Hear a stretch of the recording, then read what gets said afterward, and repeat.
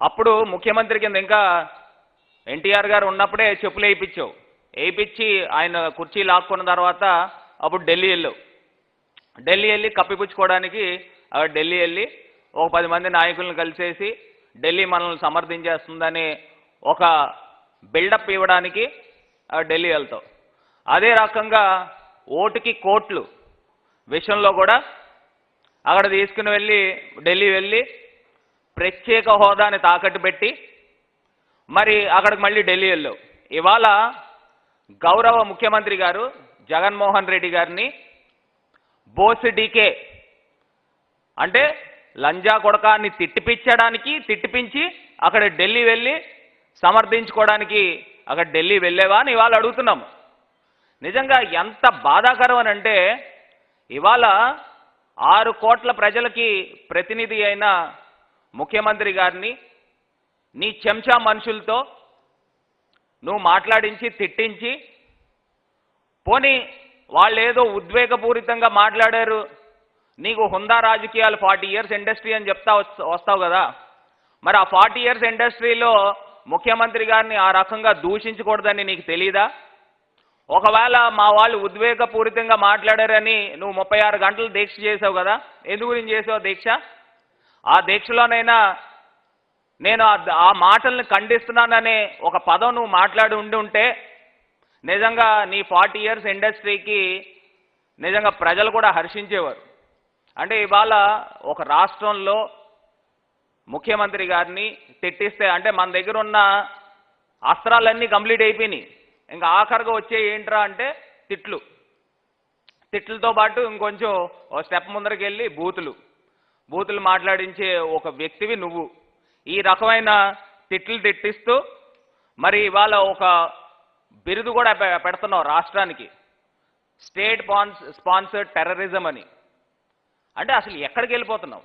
ఇవాళ రాష్ట్రంలో సంక్షేమ రాజ్యం జరుగుతుంది, ఇవాళ రాష్ట్రంలో మహిళా రాజ్యం జరుగుతుంది, బడుగు బలహీన వర్గాలకి ముఖ్యమంత్రి గారు అగ్రతాంబూలం వేస్తున్నారు.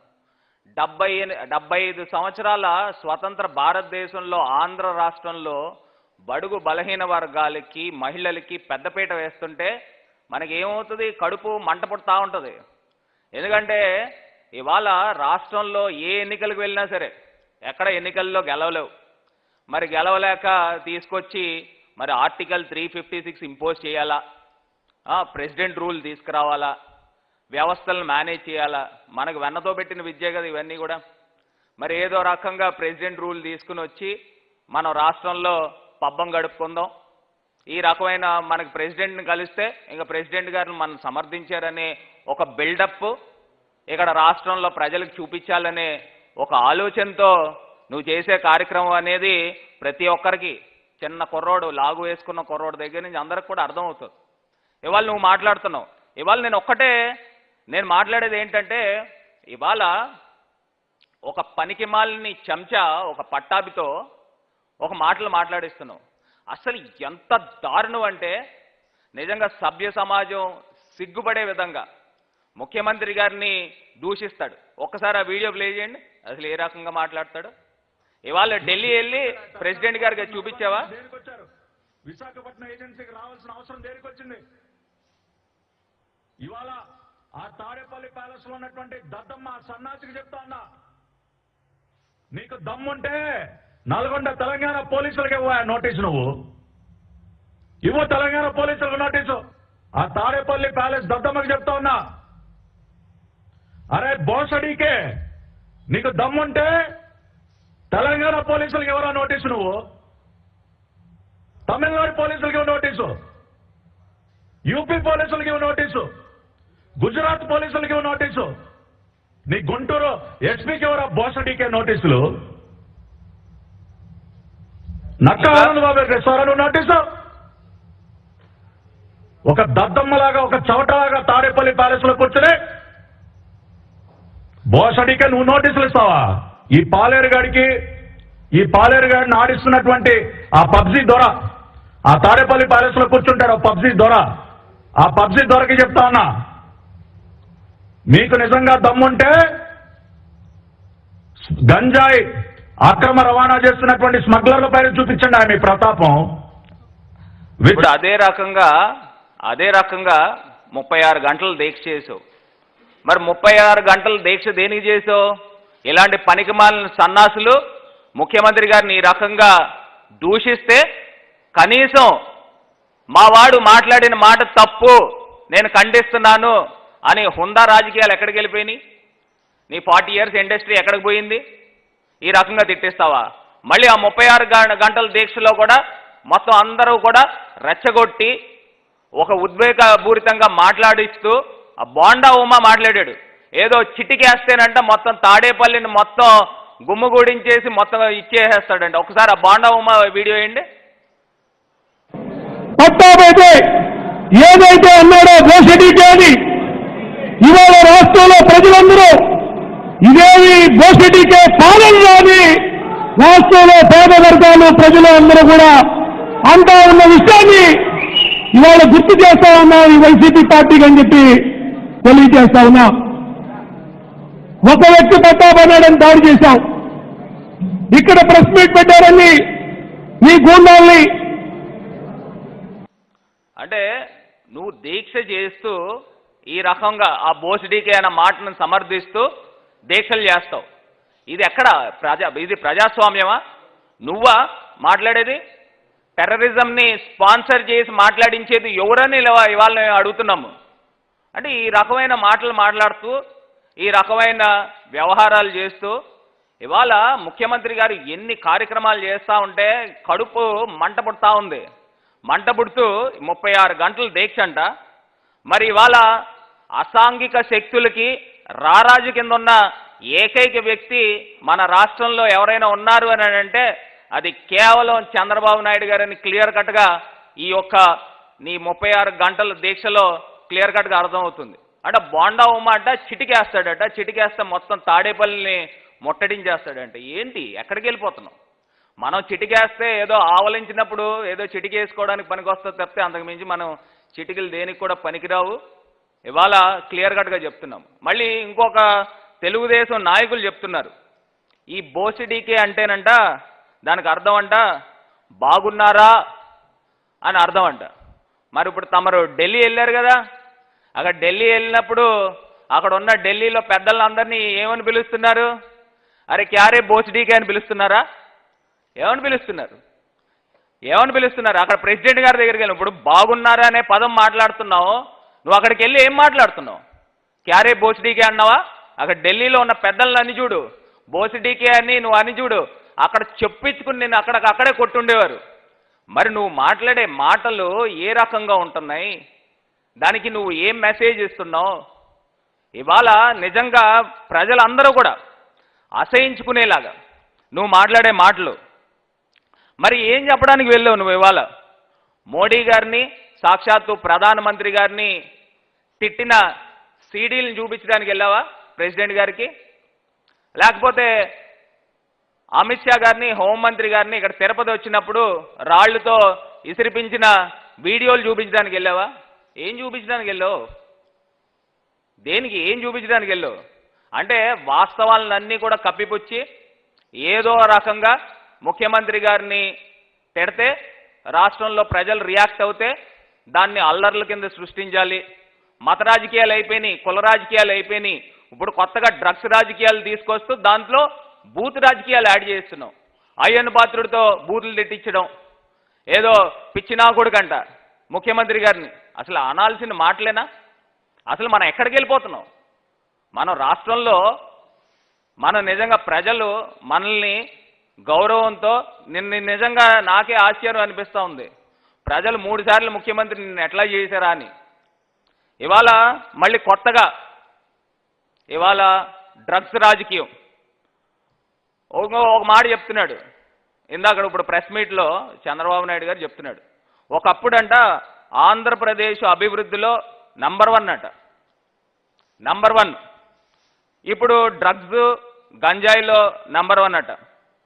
సరే, ఇప్పుడు ఆ నంబర్ 1 ఏంటో సాక్షాత్తు మీరు గవర్నమెంట్లో ఉన్నప్పుడు, మీరు ముఖ్యమంత్రి కింద ఉన్నప్పుడు మీ గంటా శ్రీనివాస్ గారు అక్కడ విశాఖ ప్రాంతానికి సంబంధించిన మంత్రి, ఆయన ఏం మాట్లాడాడు ఒకసారి పెట్టండి. ఈరోజు గంజాయి అనేది రాష్ట్రం మొత్తం కాదు దేశానికి కూడా వైజాగ్ నుంచి వెళ్తుంది అనేది ఓపెన్ సీక్రెట్. దాన్ని డెఫినెట్గా కంట్రోల్ చేసే అవసరం ఉంది. మన క్యాబినెట్లో కూడా ముఖ్యమంత్రి గారు దీని మీద సరదాగానే అన్నాడు, మనకి ఈ క్రెడిట్ మనం దక్కింది వైజాగ్ నుంచే మొత్తం దేశానికి మొత్తం చేస్తా ఉన్నాం. ఆయన సరదాగానే దాన్ని చాలా సీరియస్గా దీన్ని ఇమీడియట్గా మీరేదో ఒకరిద్దరు సప్లైస్ మీద కేసులు పెట్టడం కాదు, ఎక్కడైతే సాగు అవుతామని దీంట్లో ఎవరెవరు ఇన్వాల్వ్ అవుతాం. పెద్ద ఎత్తున ఇప్పుడు మామూలు ఎదురుగైతే ఏదో కేజీలు వచ్చేది, ఇప్పుడు కేజీలపై టన్నుల్లో వస్తుంది. మొత్తం ఎక్కడికెక్కడికి మొత్తం ఏ రోజు చూసినా రైల్వే దీంట్లో పెట్టుకున్నా మొదలు పెట్టుకున్నా కొన్ని వందల కేజీలు లేకపోతే టన్నుల లెక్కన అందే వేస్తాం. కాబట్టి అందరికీ మీరు అన్నట్టు దీంట్లో కేవలం ఒకరిద్దరు కాదు, దీంట్లో పెద్ద పెద్ద వాళ్ళు చాలా మంది ఇన్వాల్వ్ అయినారు. అందుకే ముఖ్యమంత్రి గారు దృష్టి కూడా వెళ్ళింది కాబట్టి దీని మీద ఒక స్పెషల్ టాస్క్ ఫోర్స్ పెట్టి దీన్ని ఒక స్పెషల్ డ్రైవ్ చేస్తాం. ఇంకొక వీడియో కూడా ఉంది, ఇంకో వీడియో కూడా పెట్టండి గంటా గారు. అటువంటి వైజాగ్కి ఒక చిన్న మచ్చలాగా ఈ గంజాయి సాగు అనేది మన అందరిని కూడా కలిసివేస్తూ ఉంది. ఎక్కడ గంజాయి తిరిగినా కూడా అది విదేశాల్లో కావచ్చు, లేకపోతే ఇతర రాష్ట్రాల్లో కావచ్చు, లేకపోతే ఇతర ప్రాంతాల్లో కావచ్చు, గంజాయి అనేది ఎక్కడ తిరిగినా కూడా దానికి మూలాలు అనేది మళ్ళీ వైజాగ్ రావటం చాలా బాధాకరంగా ఉంది. ఇది చివరికి ఏ స్టేజ్కి రీచ్ అయిందంటే రీసెంట్గా నిన్న మొన్న స్కూల్ బస్సుల్లో కూడా ట్రాన్స్పోర్ట్ చేస్తూ ఉన్నారు. అంటే ఎందుకంటే అవమానకరం ఇంకోటి లేదు. ఈరోజు చిన్న పిల్లలు ట్రావెల్ చేసే స్కూల్ బస్సుల్లో గంజాయి ట్రావెల్ అవుతుందంటే ఏ పరిస్థితికి వెళ్ళిందో సిచ్యువేషన్ అందరం కూడా అర్థం చేసుకోవచ్చు. ఇక్కడ సాక్షాత్తు చంద్రబాబు నాయుడు గారు ముఖ్యమంత్రి కింద ఉన్నప్పుడు వాళ్ళ మంత్రి కింద ఉన్న విశాఖ ప్రాంతానికి చెందిన మంత్రి ఎడ్యుకేషన్ మినిస్టర్ కింద ఉన్నట్టున్నారు. అప్పుడు వాళ్ళకి సంబంధించిన మినిస్ట్రీలోనే స్కూల్ బస్సుల్లోనే గాంజాయి తరలించేవారంట. మరి ఎక్కడికి వెళ్ళిపోయారు అంటే అప్పుడు దాకా మీరు తీసుకుని వచ్చి తులసి వనాలని పోషిస్తుంటే అక్కడక్కడ గంజాయిలు వచ్చినాయా? ఇప్పుడు ఆయన అదే చెప్తున్నాడు, దేశంలోనే #1 ఆంధ్రప్రదేశ్ గంజాయి పెంచడంలో అని చెప్పేసి మీ గంటా శ్రీనివాసరావు గారు మీ మంత్రి గారు చెప్తున్నారు. అదేవిధంగా ఇంకో మంత్రి అది అక్కడికి సంబంధించిన విశాఖ ప్రాంతానికి సంబంధించి అయ్యన్న పాత్రుడి గారి వీడియో కూడా వేయండి.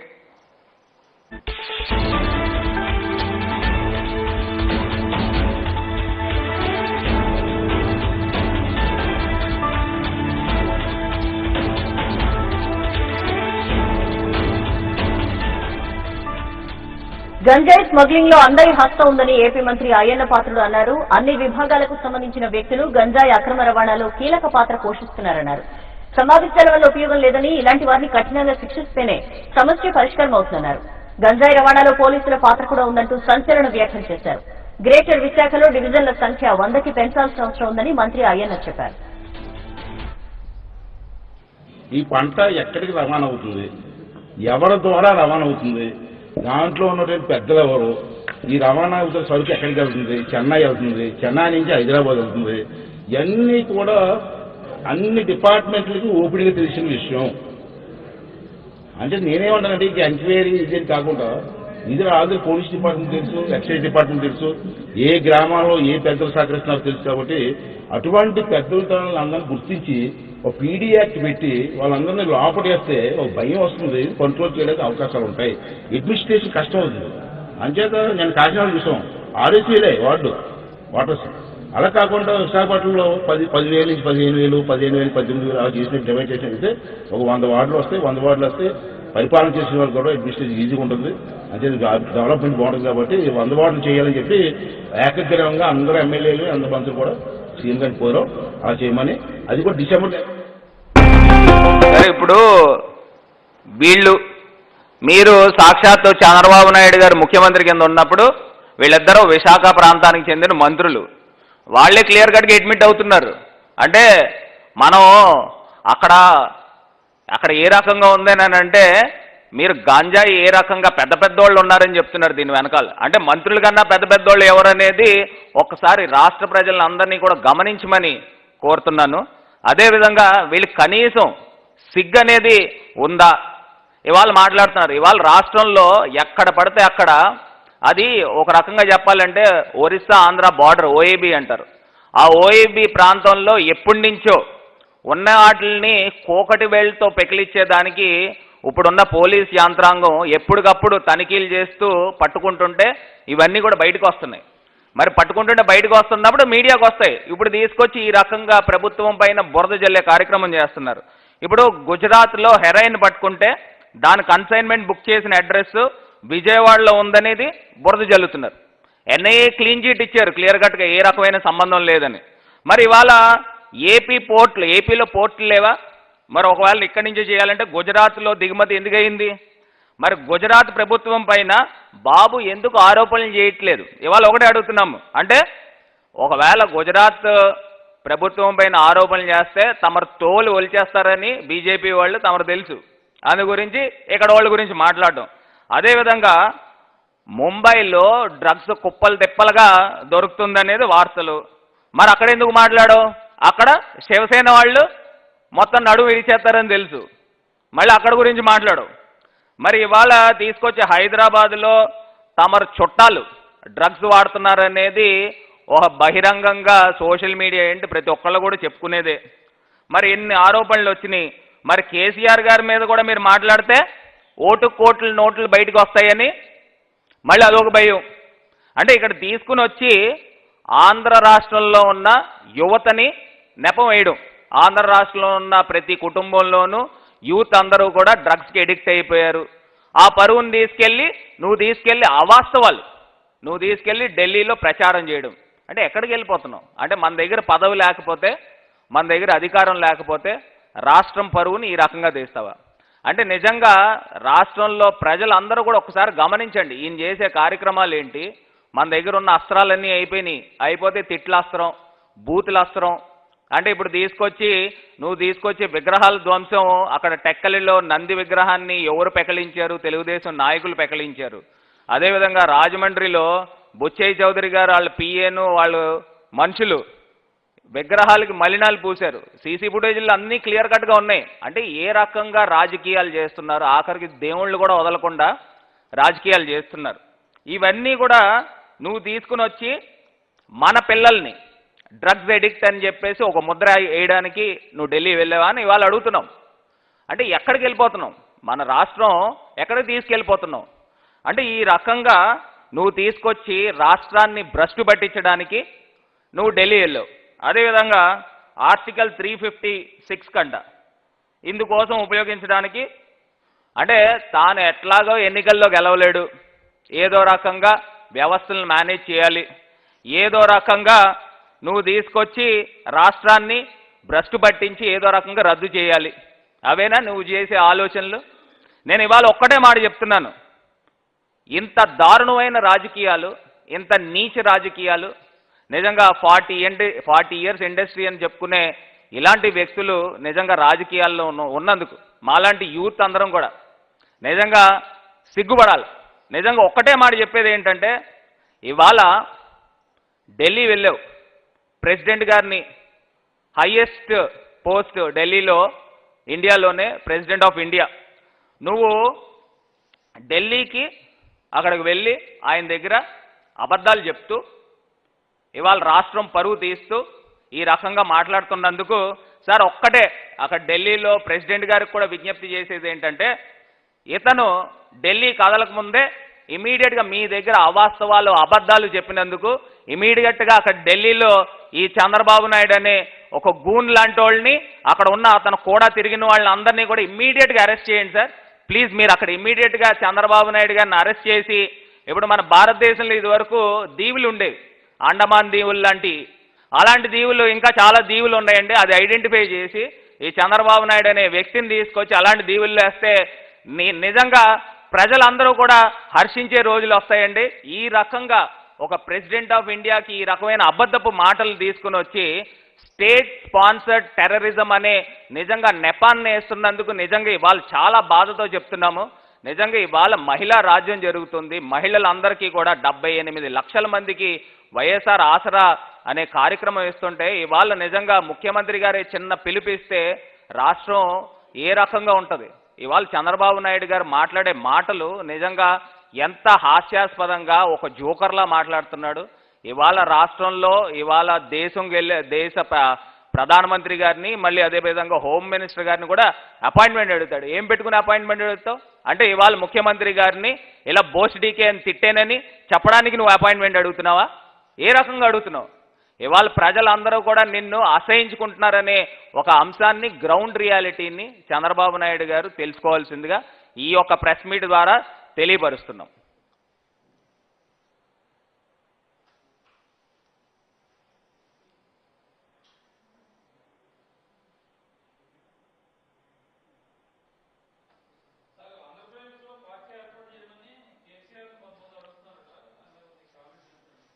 ఏదండి, ఎవరు అడుగుతున్నారు?